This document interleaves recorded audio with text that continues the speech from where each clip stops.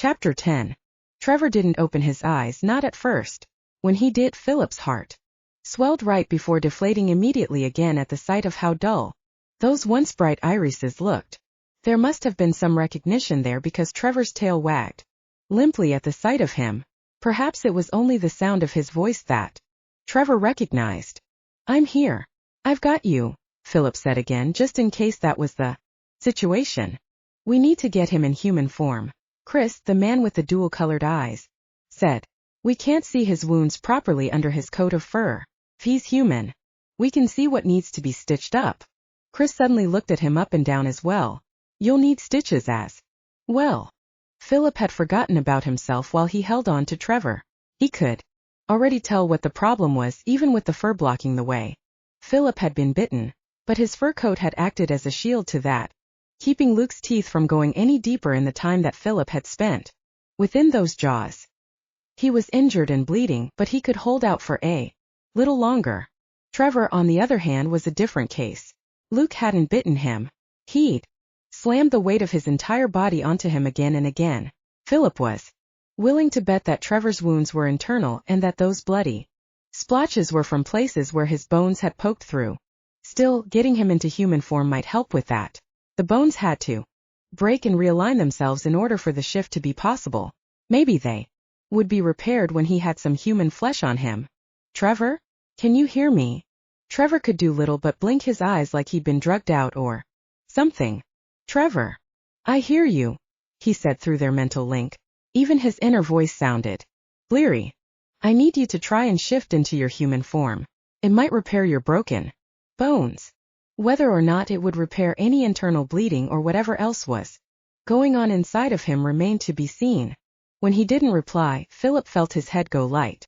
He shook him again, hated the pain sound that Trevor made when he was too rough, but delighted in the fact that it meant he was still alive. That fogginess in the back of his brain didn't go away, however. Phillip was more injured than he thought he was. "Did you hear me?" "Heard you." Again, Trevor's inner voice was weak, but his entire body shifted. The fur rippled, and then it started to slowly shed away. Phillip's eyes became hot, and his throat became pained and thick. "Good. Very good," he said, petting Trevor's fur until it became hair on top of his head. His skin was a pale shade just on the other side of gray. His entire body trembled, and now that his bandages that had been wrapped around him had either gotten too loose or fallen away altogether, Phillip could better see the damage for himself. There had definitely been broken bones and some that had spiked through his skin. The bloody holes here and there that hadn't healed, mostly around his ribs, were a testament to that. At least there were no bones sticking out of them. Phillip had been right. The transformation had righted his bones, but it hadn't healed the other injuries. Phillip quickly looked behind him to where Luke was down. He was down and bloody and not moving. They'd gotten him. He looked back down at his lover. "You kept him from getting to the pack. You bought these guys time to get here." "Wasn't gonna leave you behind," Trevor said. Phillip would have thought it was a good sign the way he didn't stumble over his words, but his voice was so small and his eyes weren't open. "Open your eyes for me. You need to stay awake." Trevor nodded, but he didn't do as he was told. Phillip looked up and around him to the other werewolves who were just standing there. He reached out and grabbed Chris by the wrist. His grip was so tight that the man's eyes went wide. "Can you help him?" The men around him seemed to snap out of it when Chris shook his head. "I'm not I can't do anything beyond first aid. We can try and get him to the pond." Isaac was the one to say this as he stepped forward into the crowd. Though the threat of the giant wolf was down, he still kept his hands on his guns, which were resting in their holsters. "That's helped us before." Right. Phillip had forgotten about that. Even he drank the water from that strange and spiritual place and had felt more sane when he was going through his time healing after being wild. Phillip brushed the sweaty hair away from Trevor's eyes. He didn't know if it was a good thing that the man wasn't reacting to him, not shivering at his touch, not opening his eyes. "Nothing. Hear that? We'll get you there, baby, don't you worry. You'll be fine." Isaac and Everett seemed to take control of the group while the other alphas were still making sure that Luke was dead. They arranged everyone to gather up as many branches as they could, long ones and preferably from the pine trees, with instructions to make sure the needles were soft before breaking anything off. They made a makeshift stretcher in record time. It was such a good idea that Phillip couldn't even grumble about how useful the former hunters were being. He no longer cared where the help was coming from. He just wanted Trevor to be alive. He'd taken a firm hold of Trevor's hand while the other alphas started weaving together the branches. He firmly ordered Trevor to squeeze it every 5 seconds. He hoped it would force the man to remain aware of himself, not fall asleep on him and not die. "You're not going to die," Phillip said, reassuring himself mostly. "I won't let you." To his surprise, Trevor's lips actually twitched, as though he were about to smile. He didn't use his mouth to speak to him. He used the mental link they had shared since claiming each other as mates. "It's okay. It's okay. Shut up." "It's not okay," Phillip said, and his head spun again as he nearly yelled the words. Then his eyes swam and his vision blurred. "You need to live." "No, I don't. It'll be okay," Trevor said. "You're going to be fine, and so is the pack. You can go back to your son." Phillip didn't like the way he was talking, as though everything would soon be moving on without him. "Couldn't leave you behind. Trevor, stay alive for me, and I'll give you hell for being an idiot later." Trevor didn't move or reply. The makeshift stretcher was ready, and Phillip helped to move Trevor onto it. Phillip got to his feet, and though his body screamed with every step he took, he kept pace with the alphas who carried Trevor between them, and he never let go of his mate's hand. "You were telling me about your family before. I'll help you remember them. I'll take you to go see them," he said, squeezing Trevor's hand when he didn't squeeze back after 15 seconds. "You're too young to die, so don't even think about it. I'm with my family, Phillip. Don't need anything else." "Well, I need you," Phillip said, using their link this time, whereas before he wanted nothing more than to learn how to keep his thoughts private. Now he deliberately sought out the inward presence of Trevor's mind. He needed proof that the other man was there. Trevor didn't shake his head, and he didn't move a muscle in his body, but Phillip could feel the coming negative response. "No, you don't. You'll be fine," Trevor said. "Promise you'll be fine." He couldn't let him go. He couldn't let Trevor die. Trevor was allowing his injuries to take over because he didn't think he had something to come back to. He was thinking that Phillip didn't love him, so that it would somehow be easier for Phillip to move on with his life after he was gone. Stupid. Stupid. Stupid. Stop talking like that. I do need you. Trevor, listen to me. I love you. Do. Promise I do. So you need to pull through, all right? Stay conscious and don't die. Trevor's eyes were still closed, but Phillip saw through his own blurry vision the moisture that built up beneath his lids. "Do you hear me? Don't you dare die on me," Phillip demanded. "Who the hell else am I supposed to talk to around here? Or watch old movies with? I love you, Trevor. Please don't die." Phillip was sobbing now, and that only made the hazy pain in his head all the worse. It wasn't until Trevor's grip on his hand went entirely lax that his heart flared, and then his own injuries got to him and he passed out. He was in a bed when he woke up. Not his own. He could already smell all of the things from outside of the door to the room. There was James's scent, Corey, old Maggie, Mick, and all the baby smells that came with having Sammy in the house. He was in the guest room of the main house in DeWitt's pack. His eyes still felt cloudy, but Phillip was immediately aware of the lack of Trevor's scent from both the bedroom and in the house. There was no warmth on the other side of the bed either, suggesting that he hadn't been lying next to him and never was there. He put his hand to his face. He didn't know who he was hiding from since there was no one else there, but he just had to do it as his eyes burned and face crumpled. When he heard the heavy stomp of booted feet and the gentle click of the door handle turning, Phillip quickly wiped away his tears and put his expression into what he hoped was neutral. To his surprise, James entered the room, and what was even more shocking than that was that he had Sammy held perched on one of his arms.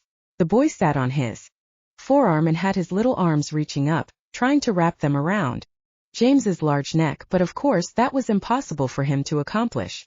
James kept his free hand on Sammy's back for the added support. Sometimes Phillip couldn't believe that his son was a year old already. Actually, wait a minute. How long have I been out for? Nearly 5 days now. Your wounds were more extensive than anyone thought. They were, even after we started pouring the pond's healing water down your throat. Nearly 5, Phillip trailed off, and then he looked at his son, who was staring back at him curiously. Sorry I missed your birthday, buddy. I don't think he minds, James said. All things considered, it was more of a quiet celebration anyway. Phillip figured it would be. His thoughts went back to Trevor and the way his hand had gone lax toward the end. He's dead, he asked, and then inhaled a deep breath as the words that he didn't want to be true left his mouth. No, he's alive. Phillip looked sharply at the other man. He's still in pretty bad shape though. You two make quite a pair with all the injuries you both took in. Phillip tried sitting up and was surprised when he could with only some mild pain. Where is he? Still unconscious. Hasn't woken up yet. He's back at his cabin. Old Maggie, Corey, and Chris have basically turned his room into a mini hospital, and they're still having him drink the water from the pond. Though it was the best news he could have ever hoped for, there was still the cynical part inside of him that needed to confirm it. Can I go see him? James looked hurt that he needed to ask. If you're awake and able to walk, then it'll probably be good for the both of you. I had you moved into this room so that Corey or myself could bring Sammy in between our other responsibilities. We figured it would be good for you. Phillip looked at his son. Sammy's face melted out of confused wariness to a bright smile. Phillip smiled back. Yeah, it had been good for him. Thanks, but if it's not too much trouble, could you bring me to see Trevor? Of course, James said. Phillip heard the man sigh when he threw off the covers from himself and put his bare feet on the hardwood floor. Phillip, I need to apologize for this. Phillip frowned and half turned to look at him. For what? Luke, that was entirely my fault. I'm the one who gave the rest of my pack the command to let him go a month ago when you created him. I thought that as a wild werewolf, he would be more inclined to avoid confrontation with humans. And then there were both Cole and Everett who needed seeing to, as well as you. He felt bad for the call he'd made. If Trevor had died, I might have had something more of a problem forgiving you. But since he's alive, I think I can put it behind me. That's not good enough. I made a bad call and I want to own up to that, and because of that my own pack was put in danger, and both you and your mate nearly died. Don't know what you want me to say here, DeWitt, Phillip said. I won't be making a challenge to take control of your pack for one bad decision. I'm pretty sure you would mop the floor with me if I tried in this state anyway. James smiled, his scars seeming deeper as he did so. I just want you to know that I won't be making any bad decisions like that again.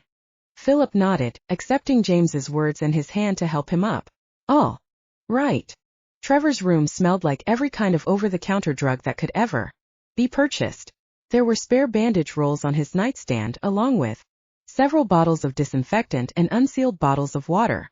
He knew those contained the special water from the spiritual pond, the place of healing.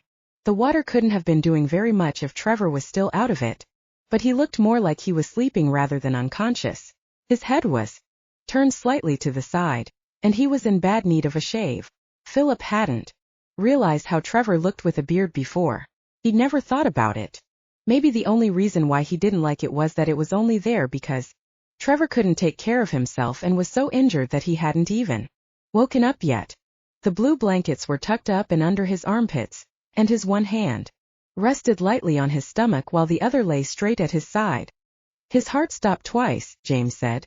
Isaac had to give him CPR, and then we all dunked him under the water once we made it there. You too. Phillip had a sudden flash in his memory, and he realized that James was telling the truth. Not that he had any reason to lie, but the fact that Phillip could remember it made it so much more real somehow. He must have been drifting in and out of consciousness by the time they made it to the pond. All he could see was alphas scrambling everywhere, shouting commands to omegas to get supplies. The water splashing around them as they ran into it with their injured cargo, and then Phillip's entire body was under the water. Oddly enough, that was where things became a little clearer in his memory. His eyes were open in the water, and it was so crystal clear it was almost as though he wasn't in the water at all. He could see Trevor, probably only 10 feet away from him. The water was staining red around the both of them, but that didn't stop Phillip from seeing his lover. Trevor was still as the dead, his hair waving around in a ghostly fashion in the water. The hands of the alphas that held Trevor under were gentle on him, as they used the water to also clean the blood from his open wounds. Things happened in slow motion after that. The hands started to pull Trevor and Phillip back up so that they could both breathe, but despite that he recalled staying under the water for a lot longer. Helen was there. He recalled seeing her in the water as well, but her ghostly form neither surprised nor scared him. Her face was right in front of his, but he could barely acknowledge her. His brain wasn't working right, or else he would have asked her to do whatever she could to save Trevor. He would have told her that he was sorry for loving someone else, but he did, and he didn't want that man to die. Maybe she understood after all, because the next thing Phillip knew, her pale, spectral face was no longer in front of his, and she had gone over to the other man in the pond and was hovering over Trevor. Her hands had touched Trevor's face, his neck, and his chest. For a split second, Phillip had feared that she was pulling Trevor's soul out of his body, when it began to glow the same bluish color that she had all over her body. Then he recognized what she was doing for what it was. She hadn't been trying to pull Trevor's soul out. She had been attempting to keep it in. That was why the pond sometimes brought people back to life. The souls who were drawn to it wouldn't allow the dying person's soul to leave. Phillip shook the thought from his head. The revelation meant nothing to him at the moment, and right now all he cared about was the man in the bed. He looked over his shoulder at James, who nodded in understanding. Phillip kissed his son's forehead before the two of them left, and Phillip was alone with his lover. He kind of wished he'd taken the time to get dressed in something other than the clothes he'd been sleeping in for the last several days, but getting here as quickly as possible had been his first priority. He hobbled over to the chair that had been placed beside Trevor's bed. It was difficult for Phillip to look at him lying there and not think of the stark contrast between now and when they had last been together in this room. Their bodies coming together, taking full control of the both of them as they moaned and slid against each other. It would be that way again. Trevor was alive and he was going to make it. Phillip took his hand and squeezed it tightly. "Hey Trevor, I'm here." There was no response, and he hadn't expected one. For Trevor to wake up now, just because Phillip had entered the room, would be just a little too perfect. Phillip just started talking. He felt the need to fill the silence with something, and if he spoke, maybe Trevor would hear him, maybe he could pretend that the other man was awake and that he would respond. "You almost left me there for a second. Don't think I can't remember that, because I do. Saw you almost leave your body." Helen had saved him in the water. She had done that for Phillip, knowing that she was sparing Phillip's mate. "My wife had to save your ass there before you could take off on me. I wish you could have known her. You would have liked her." Phillip squeezed Trevor's hand even tighter. It was a comforting fact that his hand was warm and not cold, that there was hot blood still pumping in his veins and not spilling out all over the ground somewhere in the woods. "But she's gone now. I'll always love her, I think, but I can't live without you. You can't come into my life like that and think you can just leave it. Don't you ever do something as stupid as that again. The next time I tell you to run away from a giant wild werewolf, you'd better do it, or else I'll be the one to kill you." Still no response. Phillip wiped at his eyes and leaned over the bed. He pressed his lips to Trevor's. Beneath the sharpness of the whiskers, his lips were warm, soft, pliant, and unmoving. "I'm going to go somewhere. There's something I need to do, but I promise I'll be back. I love you.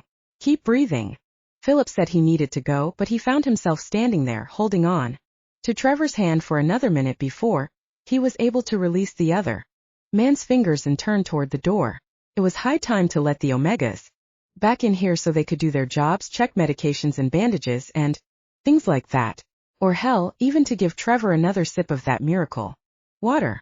James really should bottle and sell that stuff. The pack would never have to think about money ever again.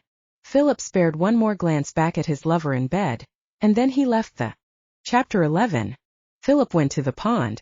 The more he walked on his own, the better his legs were able to carry him without too much of a fuss.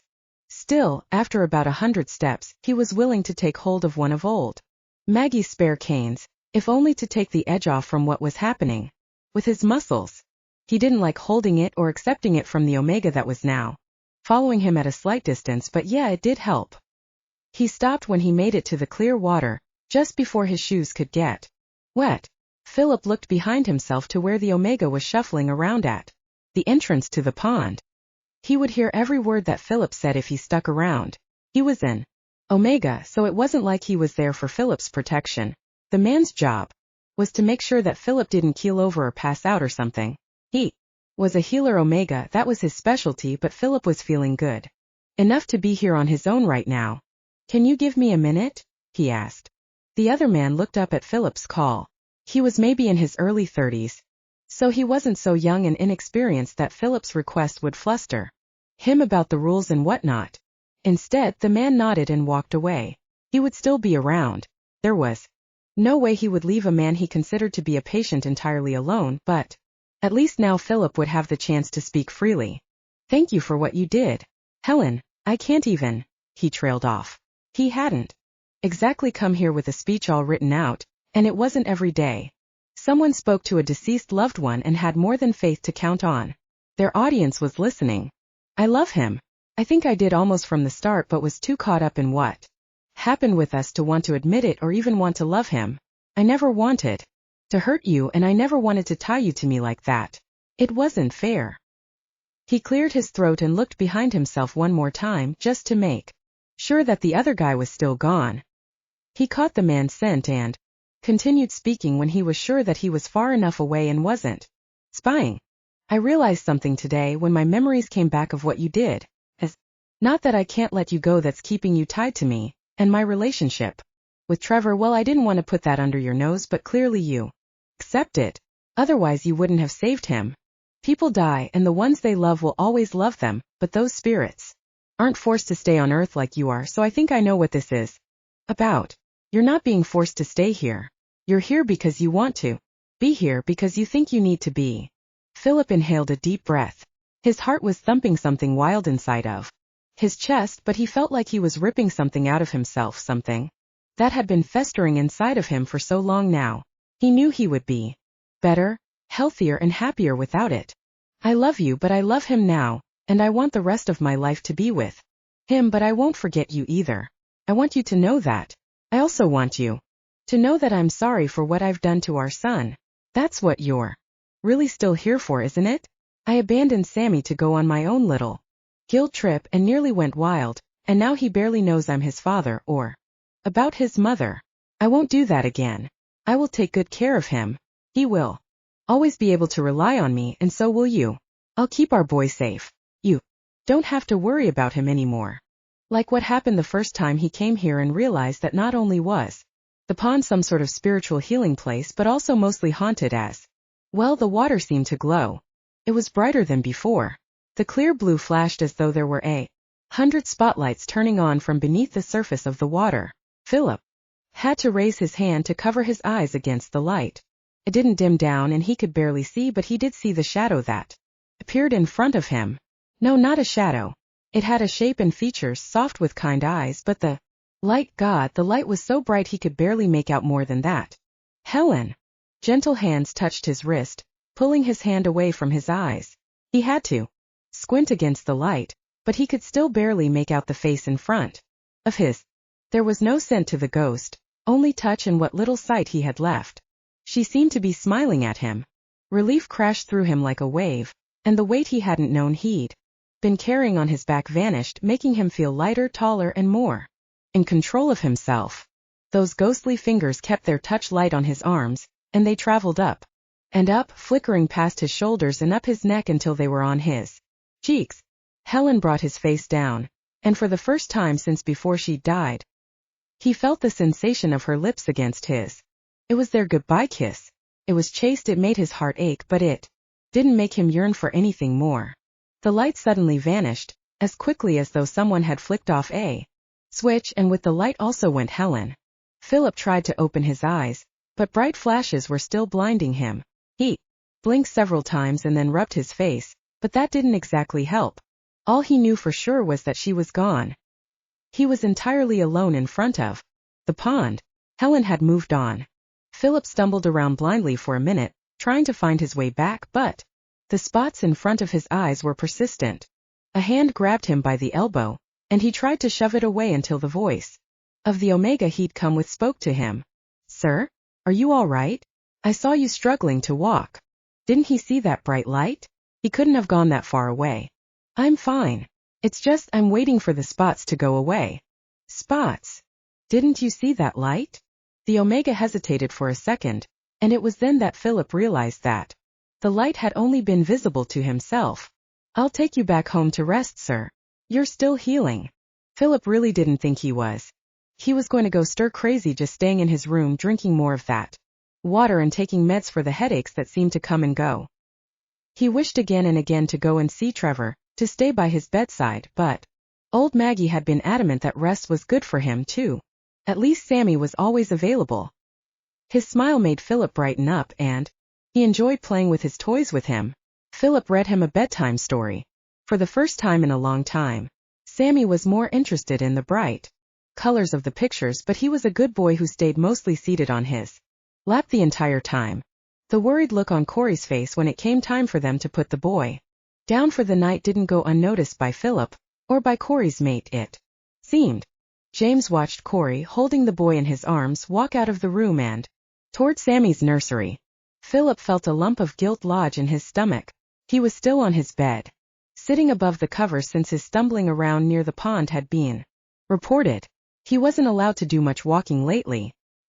He's very attached, isn't he? James looked at him and then he smiled a little sadly. Yes, I'm pretty sure.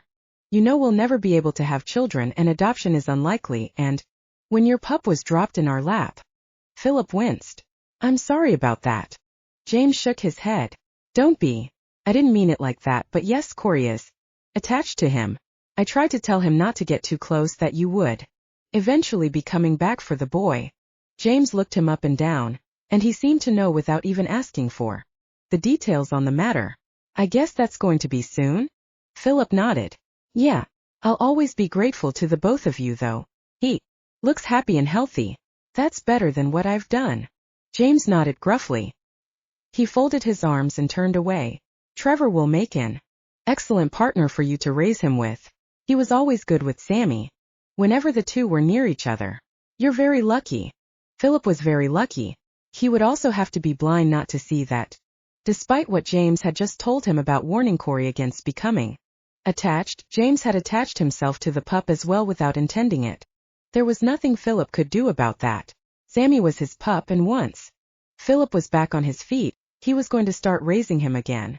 Corey came back into the room. The forced smile on his face was obvious as he took hold of James's much larger hand. He's down for the night. I'm kind of tired though. Was wondering if you would turn in early with me. Phillip couldn't let them be tortured like this. Not after what they had done for him.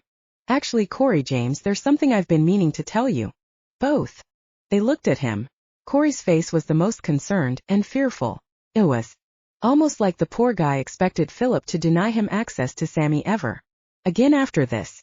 He felt awkward having to make this sort of declaration while he was lying in bed and they were standing, but there was nothing that could be done for it.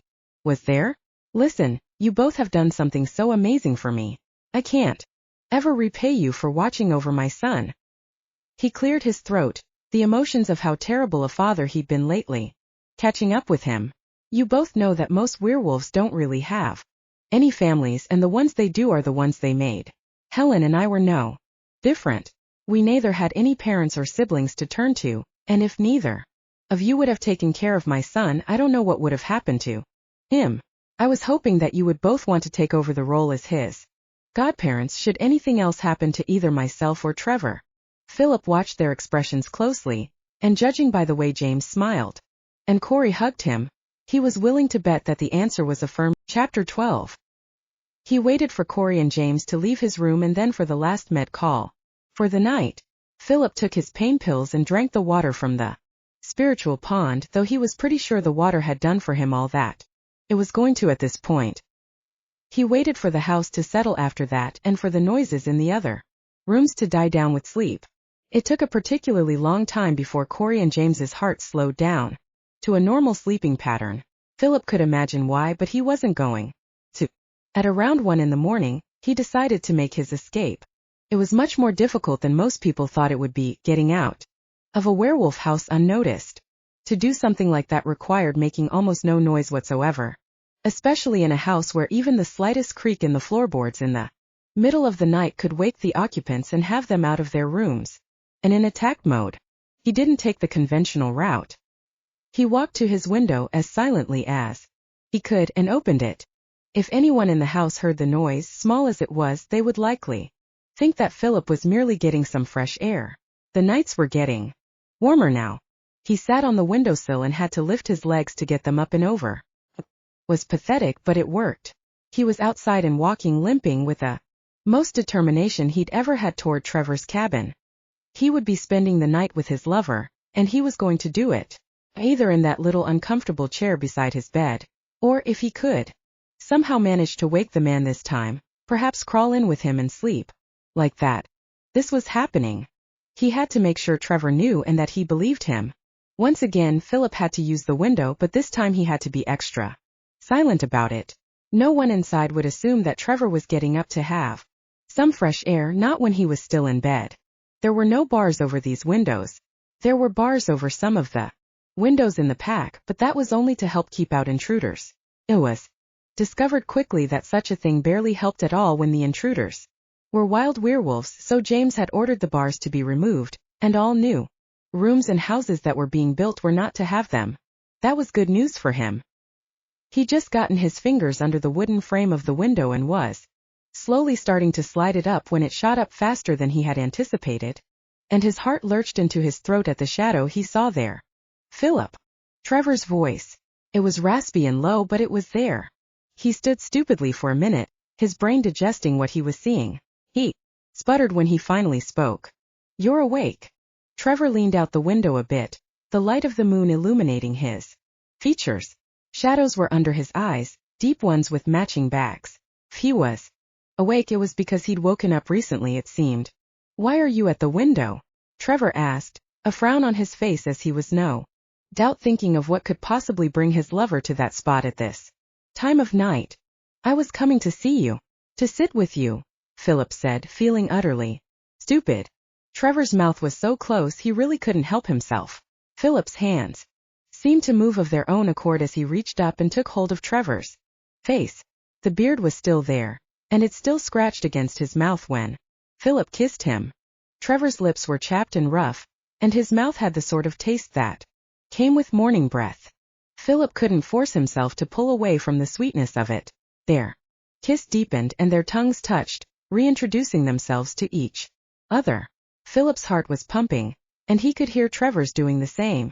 And he could smell the man's lust. He pulled away right then, and only because he wasn't sure if he should be encouraging that sort of reaction out of him after he'd woken up from nearly a week-long sleep.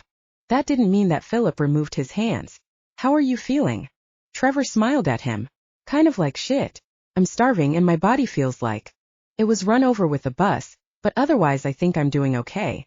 Phillip snickered a little, and he stroked his thumbs across the softness of Trevor's skin, as well as the scratchiness of his beard. "You'll be happy to know that your good looks are intact." Trevor grinned at him, and then, with the sort of strength Phillip didn't think he possessed, Trevor reached his arms out to grab hold of Phillip, and then he started to pull him through the window. Phillip helped as much as he could. He wanted to get in there as much as anyone, but by the time he made it through, they'd both fallen on the floor in a tangle of sweating limbs and smiles. Phillip kissed his mate again, and together they helped each other up. "All your wounds were internal. You're lucky to be alive," Phillip said. Trevor eased himself back under his blankets with a groan. "I remember you not looking so great yourself." Phillip didn't even want to think about how horrible it was watching Luke smashing his whole body down on top of Trevor's and then watching how Trevor didn't get up again after that. "I'm guessing that because I'm here, and nothing looks torn to shreds, that we got him?" Trevor asked, and Phillip helped to tuck the blankets in around his legs. "Yeah, James filled me in earlier," Phillip said. "They took the body out farther away from Packland. I guess they're hoping that if hunters were tracking Luke, then they would find the body farther away and not come so close to Brampton." "Would that work?" Trevor asked. "I don't think hunters have the kind of CSI equipment that you see on TV. They'll probably buy it before more hunters show up anyway," Trevor said. "Yeah, they always do." Phillip stood there for a minute, suddenly at a loss for words. "Do you, remember what I told you when we were coming back?" when the other alphas were bringing you to the pond. Before I passed out, I guess? Phillip nodded. Don't remember much, Trevor said with a shrug, and in the darkness Phillip could see the way those glowing eyes flickered to him from time to time, shyly and unsure. But, unless I was hallucinating, I'm pretty sure you were telling me something important. Something? Phillip prompted. Trevor cleared his throat. When he reached over for one of the bottles of water on his nightstand, Phillip hurriedly picked it up and put it in his hand. When their skin touched, their eyes met. Do you remember me telling you that I love you? Trevor's throat worked in a hard swallow. His response was so faint that Phillip barely heard it. Yes. Phillip put both of his hands around Trevor's and that damn water bottle he was holding. I meant it. I really did. I don't know what I would have done if you had died on me. When I saw you go down and you didn't get up. Phillip's voice gave out on him, and he wished he was much stronger than he was. The truth of the matter was that even though he had run away and nearly gone wild after Helen was taken from him, if Trevor had died, he would have gone wild. No questions asked. If you had left me like that, I would have been no better than that wolf the alphas put down. I wouldn't have been able to come back from that. He noted the shine of tears in Trevor's glowing eyes, and he reacted similarly. He sniffled and wiped his eyes. Don't do that. You're making me cry. Right, like I'm supposed to be able to turn it off, Trevor said with a laugh. Between sobs. It was natural that their mouths came together again, just as hard and just as full of want and love. You mean it? Trevor asked when they separated. Of course I mean it, Phillip said, pulling his face forward again. Trevor pulled back again, a slight look of alarm in his eyes that had Phillip worried. Wait a minute, what about your wife? Phillip relaxed a little, and he cupped Trevor's cheeks. She's not my wife anymore. She hasn't been since the day she died. But her spirit is gone. It's just you and me now.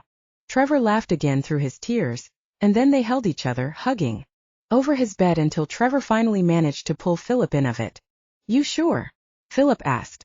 This wasn't about sex, but he didn't want to smother the man when he was still recuperating from his injuries. The last thing he wanted was to fall asleep next to the man, just to wake up in the morning and find himself half rolled on top of him and Trevor suffocating or something. But that was stupid. He was being paranoid. I want to hold you, Trevor said. How could he say no? Reminding himself of his paranoia, Phillip allowed himself to sink down into the comfortable space that he was from now on claiming as his own, the right side of Trevor's bed. Then something poked him in the back, and he reached around to grab the offending object. It was the book Dracula, the one he'd picked up for Trevor. The edge of the spine had been digging into his skin. He looked over at the other man and smiled. Light reading. Tried to get through a couple of pages, but to be honest I got tired, so I just kind of kept it next to me. Phillip was touched. He flipped the pages and noticed several of them were loose and falling out. He didn't want to ruin the book any more than it already was, however, so he set it aside on the nightstand and proceeded to snuggle down. Nice here, Phillip said, turning to the other man. Trevor already had his hands on the back of Phillip's hair and neck and was pulling him close. Nicer when you're here. I love you. Phillip kissed his mate in the dark, saying hello to his future